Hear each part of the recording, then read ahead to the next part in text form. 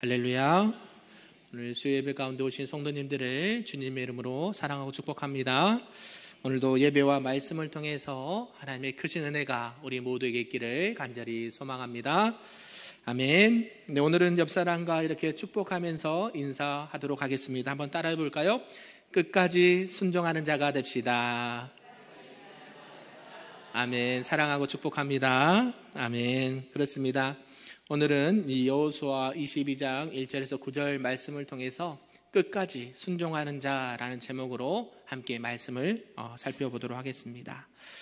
사랑하는 성도 여러분, 우리는 신앙생활하면서 하나님 앞에 수없이 많은 결단을 할 때가 있다라는 것입니다. 어떤 결단이냐면 주님, 제가 주님의 말씀을 따라가겠습니다. 주님 말씀하신 대로 제가 순종하겠습니다 라고요.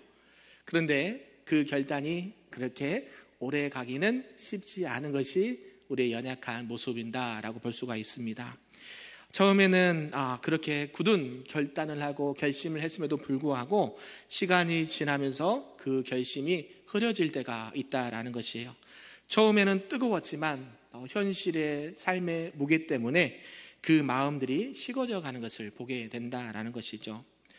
그리할 때에 우리 하나님께서는 어떻게 말씀하시느냐 봤더니 오늘 본문의 말씀을 통해서 끝까지 순종하는 자가 복을 받게 된다라는 말씀을 우리에게 하신다라는 것입니다. 오늘 우리가 함께 읽은 이 여호수아 22장에서 1절에서 9절까지는 요단 동편에 있는 지파들 르우벤 또 갓 므낫세 반 지파가 이 가나안 정복 전쟁을 마치고 본래 땅으로 돌아가는 장면을 말씀하고 있습니다.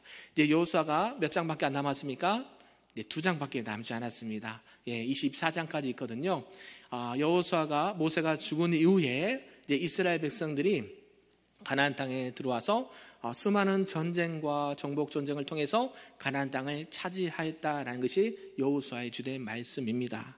그러면서 이제 22장 거의 이제 여호수아가 마무리돼가는 시점에서 르우벤, 갓, 므낫세 반지파에게 이제 정복 전쟁을 마치고 자기들에게 받은 그 약속의 땅, 그 땅으로 이렇게 기업으로 돌아가라라고 말씀하는 장면이 오늘 말씀이라는 것이죠. 그들이 어떻게 이렇게 전쟁을 치르는가 봤더니 그들은 이제 모세와 하나님 앞에 약속했던 그 약속대로 전쟁의 끝까지 참여했다라는 것을 알 수가 있고, 또 그런 여호수아는 그런 이 지파들에게 그들의 순종을 칭찬하고 또 축복하는 장면이 오늘의 말씀이라는 것입니다. 이때 그 배경을 좀 살펴보면요, 이들 지파들은 이제 요단 동편 쪽에, 즉 이 가나안 땅 바깥쪽에 있는 기업을 받게 되었다라는 것입니다. 그래서 그들에게 모세는 조건을 제시했었습니다. 너희 형제들과 함께 싸우고 그 땅을 정복할 때까지는 돌아가지 말아라 라고요. 이미 땅은 받아놓은 상태입니다. 그런데 어때요? 이 정복 전쟁이 끝날 때까지 이스라엘 백성들 형제들과 이 전쟁에 함께 참여해서 도와서 그 일을 함께 감당해야 된다라는 것을 말했다라는 것이죠. 그 약속이 몇 년이 걸렸을까요? 네, 7년이 걸렸습니다. 1, 2년도 아니고요. 이제 가나안 땅에 들어가면 금방 땅을 차지하고 우리가 이제 쉽게 이 땅에서 생활할 수 있겠구나라고 했는데 쉬웠을까요? 어렸을까요? 네, 어려웠습니다. 7년 동안 뭐가 끊이지 않았을까요? 네, 전쟁이 끊이지 않았어요. 그러니까 우리가 그냥 전쟁이 안 일어나면 좋은데 어때요? 전쟁이 7년 동안 계속되니까 얼마나 마음적으로나 심적으로 어려움이 있었겠습니까? 그들은 가족들과 떨어져 지냈고요, 또 고향을 떠나서 또 형제 이렇게 지파들과 함께 떠나서 이러한 일들을 감당했다라는 것입니다. 그리고 마침내 이제 모든 전쟁이 끝나고 여호수아는 그들에게 불러서 이렇게 말했다라는 것이죠. 너희는 끝까지 순종을 잘했구나. 그리고 이제 너희는 너희가 받은 기업으로 돌아가라. 하나님께서 너희들 뭐 하실 것이다? 축복하실 것이다 라고 말씀했다라는 것이죠. 이러한 장면은 단순히 고향으로 돌아가라 라는 말이 아니겠죠. 결국 이 하나님과의 약속을 끝까지 지킨 자들, 하나님의 언약의 말씀에 따라 순종하며 끝까지 그 길을 걸어갔던 자들에게 하나님께서 인정하시고 그들을 축복하시는 메시지가 오늘 본문의 말씀이라는 것입니다. 오늘 이 말씀을 통해서 알 수 있는 것은 또 구약에 우리가 창세기에서 노아를 살펴볼 수가 있습니다. 노아도 어땠습니까? 늦은 나이에 하나님께서 명령을 하십니다. 내가 세상을 물로 심판할 거야. 너는 뭐를 만들어야 됩니까? 방주를 만들어라. 세상의 심판날을 준비하면서 방주를 만드는데 몇 년 동안 만들었습니까? 네, 얼마 동안 하죠? 이제 120년 동안 만들었습니다. 저 산 꼭대기에서 120년 동안 그 배를 만들었다라는 것이죠. 비가 오지 않고 비 한 방울도 오지 않은 그 시대에 사람들의 조롱과 비방 속에서 그는 묵묵히 순종하면서 하나님의 말씀을 믿고 배를 만들었다라는 것이죠. 이런 것은 어떤 의미가 있냐면 결국 노아는 배를 만든 것뿐만 아니라 누구의 말씀을 기억했다고 말씀합니까? 하나님의 언약의 말씀을 믿고 그대로 순종할 때에 결국 어떤 은혜를 받게 됩니까? 노아뿐만 아니라 가족들까지 구원받는 역사, 또 제2의 창조의 역사를 써내려가는 그런 믿음의 사람이 되온 줄로 믿습니다. 그래서 우리가 순종할 때는요, 나만 이렇게 잘하는 것이 아니라 결국 온 가족들이 함께 하는 것이고, 그 순종의 열매를 나만 받는 것이 아니라 온 그 공동체와 가족들이 함께 받는다는 사실을 꼭 기억하셨으면 좋겠습니다. 우리가 순종할 때에 이런 마음으로 순종하며 나가길 소망하는데요, 한번 따라서 해볼까요? 순종은 결과를 보고 하는 것이 아니라 하나님을 믿고 하는 것입니다. 아멘. 그렇습니다. 순종은요, 내가 어떤 결과를 보고 하는 것이 아니라 누구를 믿고요? 하나님을 믿고 하나님의 약속의 말씀을 믿고 가는 것이 순종이다라는 것입니다. 그래서 오늘 이런 말씀을 통해서 우리에게 주시는 말씀을 좀 몇 가지로 살펴보도록 하겠습니다.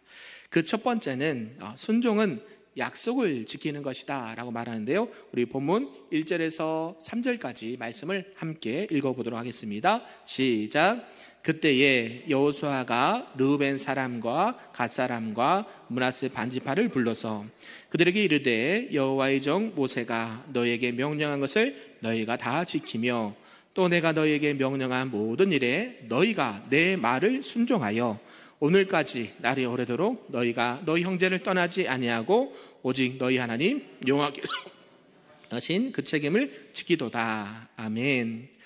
이 여호수아 22장은 결국 이 가나안 정복 전쟁의 마무리 시점에 있는 부분입니다. 이 요단 동편에서 기업을 받은 르우벤과 갓과 므낫세 반지파는 이미 땅을 분배받았음에도 불구하고 이 민수기 32장에 있는 말씀처럼 모세와 맺은 약속이 있었다라는 것이죠. 결국 그 약속은 형제 지파들이 안식을 얻기까지 함께 싸우겠다라는 약속이었습니다. 그리고 이 약속은 아까 말씀드렸듯이 7년 동안 이렇게 이어지게 됐다라는 것이고, 그 약속이 이제 마무리되는 것을 보게 된다는 것입니다. 그러면서 여호수아가 그들을 불러서 이렇게 말하죠. 그들에게 이르되 여호와의 종 모세가 너희에게 명령한 것을 너희가 다 지키며 또 내가 너희에게 명령한 모든 일에 너희가 내 말을 순종하여. 아멘. 여기서 너희가 다 지키며 라는 이렇게 단어가 있습니다. 이 단어는요, 쉐마르템이라는 단어인데요, 여호와의 약속의 말씀을 다 지켰다, 보존했다라는 의미를 가지고 있습니다. 이것은 뭐냐면 단순히 그냥 명령을 듣는 것이 아니라 그 말씀을 마음에 품고 끝까지 지켜낸 태도를 의미한다라고 하는 것이죠. 그래서 그냥 그 약속의 말씀을 그냥 기억하고 지키는 것뿐만 아니라 그 말씀을 늘 어디에 품어요? 마음에 품고 그것을 끝까지 지켜낸다라는 것이 결국 이 말씀이 있다라는 것이죠. 그러면서 이 여호와의 종 모세가 너에게 명령한 것을 말씀하고 있는데요, 이것은 어떤 사람의 단순한 말이 아니라 누가 주신 말씀이에요? 하나님께서 모세를 통해서 주신 권위 있는 말씀이다라는 것이죠. 그냥 이렇게 제가 만약에 여러분에게 무엇을 하면 좋겠습니다, 무엇 하십시오라고 말하면 제가 하는 말일까요? 하나님께서 제 입술을 통해서 말씀하신 걸까요? 예, 잘 이해하셔야 됩니다. 네, 여기 강단에서 선포되는 말씀이 그냥 주목사가 개인적인 생각으로서 말을 전하는 걸까요? 하나님께서 저희 입술을 통해서 여러분에게 말씀하신 걸까요? 예, 하나님께서 부족하지만 저희 입술을 통해서 강단에서 선포하게 하신 거예요. 설교는요, 캐리그바나 그래요. 그래서 선포가 있어요. 선포하다는 뜻이. 그래서 여러분의 동의를 구하지 않습니다. 하나님은 여러분에게 말씀하실 때 여러분의 동의를 구하지 않아요. 일반 우리 사회에서는 동의를 구하고 일을 하고 하는데 하나님께서는요 일방적이세요. 그냥 하십시오, 하지 마십시오라고 분명하게 캐리그마라고 한다는 것이에요. 부족한 저를 통해서, 입술을 통해서 누가 말씀하시는 거예요? 하나님께서 말씀하신다는 거예요. 오늘 모세도 마찬가지예요. 모세가 그냥 이렇게 같이 싸워서 이렇게 전쟁했으면 좋겠다라고 말한 것이 아니라 누가? 하나님께서 모세의 입술을 통해서 이스라엘 백성들이 함께 전쟁에 참여해야 된다라고 선포했다라는 것입니다. 결국 너희는 이 여호와의 종 모세의 말을 하나님께서 말씀하신 것처럼 말씀을 받고 이렇게 들었다라는 것을 강조하고 있다는 것이죠. 이런 가운데 한 택배 기사의 예를 좀 들겠습니다. 이 한 택배 기사는요 너무 성실했어요. 그래서 이 겨울에 택배가 이제 배달을 해야 되는데, 여러분 지난 겨울에도 눈이 전주 지역에 많이 왔나요? 조금 왔나요? 예, 많이 왔어요. 제가 이사 와서 그랬는지 모르겠지만 전주 지역이 원래 이렇게 눈이 많이 오는 지역이 아니라고 들었거든요. 그래서 이렇게 SNS를 보면 저희가 전주에 온 지 한 8년 10년 됐는데 이렇게 눈이 많이 내린 지역은 처음이라는 말도 들었어요. 사실인가요? 예, 그만큼 눈이 많이 내렸어요. 이 택배 기사는 폭설이 내리는 날인데도 배송을 멈추지 않았다는 뉴스가 나왔어요. 그러면서 왜 그렇게 폭설에도 이렇게 배송을 멈추지 않고 했느냐라고 이렇게 인터뷰한 기사가 있는데요. 뭐라고 말했냐면 그 기사가 고객님이 기다리고 계시잖아요. 네, 그래서 제가 약속한 시간이 있기 때문에 그 눈길을 뚫고 걸어서라도 그 배송을 했다라는 이야기를 한다라는 것이죠. 그는 눈길을 걸어가면서 마지막 그 배송지까지 물건을 잘 전달했다라고 말합니다. 이것은 그의 단순한 직업 정신이 뛰어나서 그럴 수도 있겠지만 무엇을 지키려고 했을까요? 고객님과 했던 시간의 약속을 지키기 위해서 위험을 무릅쓰고 추위와 미끄럼을 이렇게 무릅쓰고 그 배송을 완료했다라는 것입니다. 오늘날 우리들이 하는 순종도 이렇게 해야 된다는 것을 우리가 알 수 있다는 것이죠. 하나님 앞에서 드린 고백, 주님, 제가 주님 말씀 앞에 따르겠습니다. 내가 끝까지 그 약속을 지켜내겠습니다. 이것이 바로 우리에게 필요한 진짜 순종인 줄로 믿습니다. 우리가 잘 알고 있는 이 독일의 신학자 디트리 보네퍼는 이 순종에 대한 고백을 나를 따르라 라는 책에서 이렇게 말합니다. 순종하지 않으면 믿는 것이 아니며 믿지 않으면 순종할 수 없다. 저는 이런 걸 검색하고 찾아볼 때마다 제가 은혜를 받았거든요. 여러분은 은혜가 될지 모르겠어요. 순종하지 않으면 뭐가 없다고 말하는 거예요? 믿는 것이 아니며 믿지 않으면 뭐 할 수 없어요? 순종할 수 없다라고 말해요. 결국 믿음과 순종은 뗄래야 뗄 수 없는 관계라는 것을 말하는 것이에요. 그러면서 이는요, 여러분이 잘 알고 있는 찬양의 가사 불렀잖아요. 선한 능력으로, 그죠? 그 찬양의 가사를 썼던 그 목사님인데요. 이는 히틀러 아시죠? 독일의 나치 히틀러 정권에서 그런 가운데도 하나님의 말씀에 순종하기 위해서 감옥에 갇혔고요. 결국 순교를 감당하게 됩니다. 이분은요, 그냥 우리가 선한 능력으로 하면 찬양이 참 은혜롭고 도움이 되는데 어때요? 그 찬양의 가사가 그냥 일반적인 찬양 가사가 아니라는 것을 알고 있어요. 그러니까 선한 능력으로 하나님께서 우리를 도우시고 인도하시는 그 신앙의 고백이 들어있는 찬양의 가사라는 거예요. 결국 순종하지 않으면 믿는 것이 아니고 믿는다고 하면 순종할 수밖에 없다라고 반문을 하고 있다는 것이죠. 결국 그의 삶은 우리들에게도 이러한 권면을 하고 있다는 것이죠. 순종은 말이 아니라 삶으로 드러내는 믿음이다라고요. 사랑하는 성도 여러분, 저와 여러분이 우리 하나님 앞에서 어떠한 약속을 하셨습니까? 또 그 약속을 지금도 지키기 위해서 어떠한 거룩한 싸움과 몸부림을 하고 계십니까? 아니면 그 삶에 지쳐서 또 환경에 지쳐서 그 약속을 포기하고 있지는 않습니까? 오늘 하나님께서는 저와 여러분들에게 말씀하십니다. 너는 쉐마르템, 지켜내었구나. 나는 너의 순종을 기억한다라고 하나님께서는 말씀하고 계십니다. 오늘 요단 동편 지파들처럼 우리도 하나님 앞에서 한 약속을 끝까지 지켜나가시는 신실한 순종의 사람들 되시기를 주님의 이름으로 축복합니다. 아멘.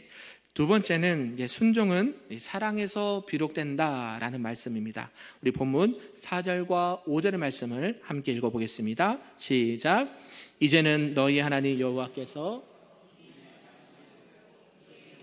안식을 주셨으니 그런즉 이제 너희는 여호와의 종 모세가 요단 저쪽에서 너희에게 준 소유지로 가서 너희의 장막으로 돌아가되 오직 여호와의 종 모세가 너희에게 명령한 명령과 율법을 반드시 행하여 너희의 하나님 여호와를 사랑하고 그 모든 길로 행하며 그의 계명을 지켜 그에게 친근히 하고 너희의 마음을 다하며 성품을 다하여 그를 섬길지니라 하고. 아멘. 여호수아는요, 이 요단 동편 지파들에게 이제 고향으로 돌아가야 된다, 다도 된다라고 말했습니다. 그런데 그들을 보내기 전에 5절에서 이렇게 간곡히 당부하는 말씀이 있다라는 것이죠. 그것이 무엇이냐 봤더니 바로 하나님을 사랑하고 그의 계명을 지키고 마음과 뜻을 다해 여호와 하나님을 섬기라라고 명령을 했다라는 것이죠. 그냥 단순히 작별 인사하는 것이 넘었습니다. 전쟁을 마친 그들에게 여호수아는 삶의 중심이 어디에 있든지 항상 하나님과 함께하는 하나님 중심의 삶을 살아가야 된다라고 권면을 하고 있다라는 것이죠. 여기서 명령과 율법을 반드시 행하여라는 말씀은요, 매우 주의 깊게 또 힘써 지키다라는 의미가 있습니다. 결국 여호수아는 그들에게 단순한 순종을 말하는 것이 아니라 진정한 그 마음속에서 사랑으로 우러나오는 전심의 순종을 요구하고 있다는 것이 오늘 말씀이라는 것이죠. 그리고 너희의 하나님 여호와를 사랑하고 라는 말은요, 명령하는 이 단어입니다. 그래서 순종의 동기가 어느 내가 율법을 지키기 위해서 하는 억지로 하는 순종이 아니라 누구를 사랑하는 거예요? 여호와 하나님을 사랑하는 마음으로 그 사랑의 관계 속에서 순종을 해야 된다, 말씀을 지켜야 된다라고 말한다라는 것이에요.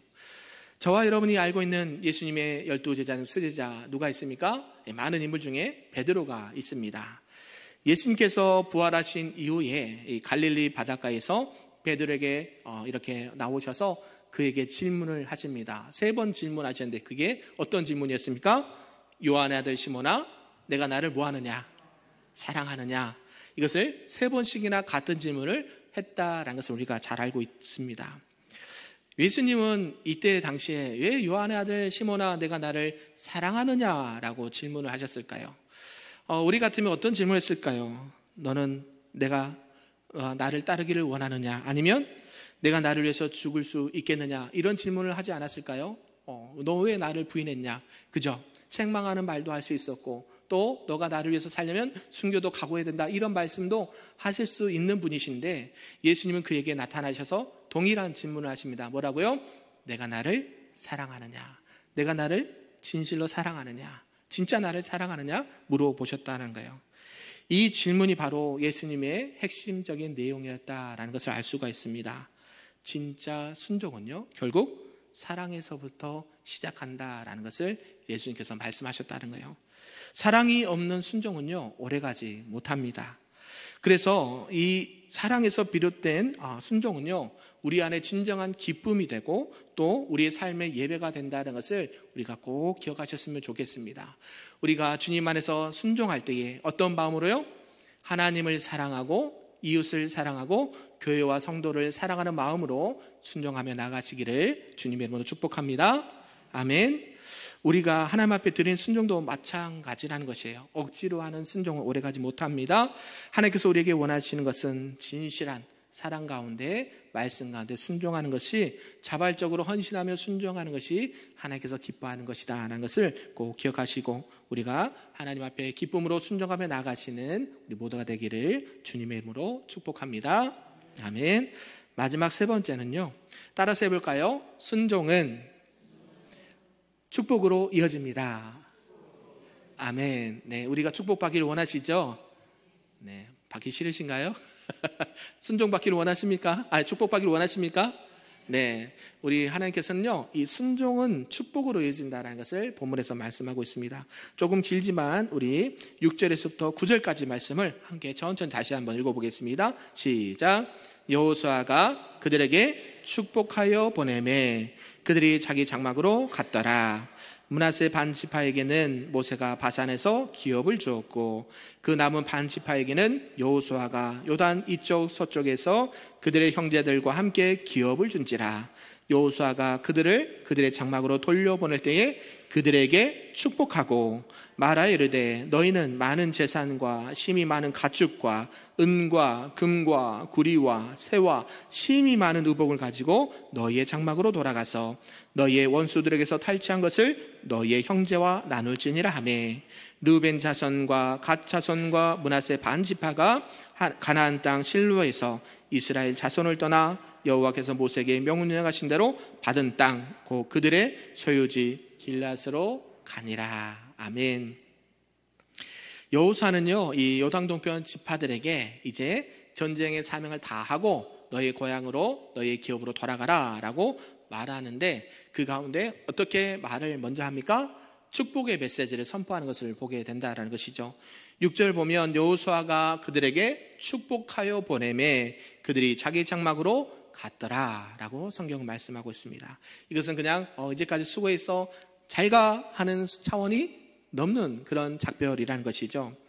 이만큼 하나님의 사명을 끝까지 순종하며 감당하는 자들에게는 하나님께서 인정해 주시고 복을 내려 주신다라는 것이 성경이 우리에게 지금 말씀이다라는 것이죠. 이 축복하다라는 단어가요, 이 언어로 보니까 바라크라는 단어가 쓰였습니다.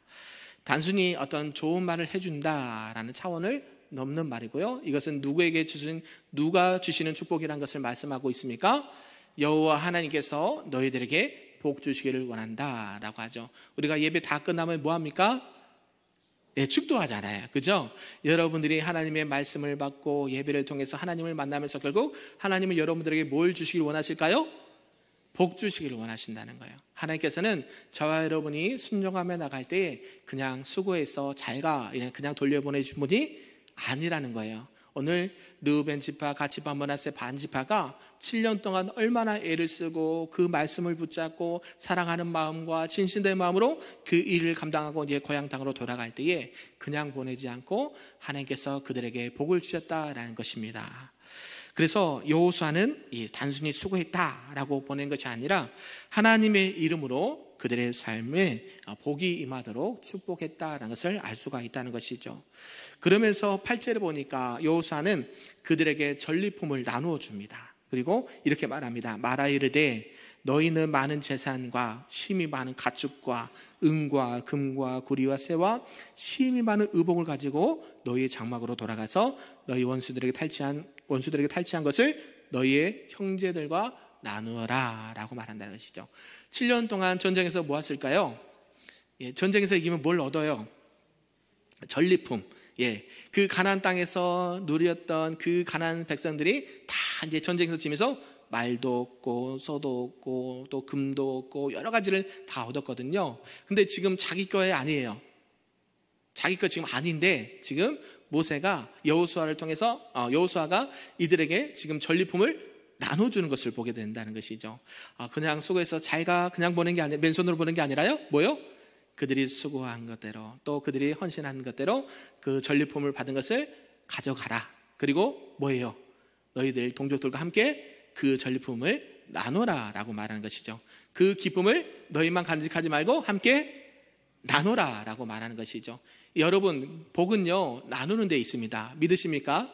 저와 여러분이 하나님 앞에 복을 받으셨습니까? 네, 그러면 하나님께서 주신 복을 나만 간직한 것이 아니라 많은 이웃들과 가족들과 지인들과 함께 나누시기를 주님의 이름으로 축복합니다. 우리가 6월 달 들어서 룻기서를 보고 있습니다. 이 룻도 마찬가지죠. 룻도요 시어머니 나오미를 따라서 베들레헴으로 이렇게 돌아가는 것을 보게 된다는 것입니다.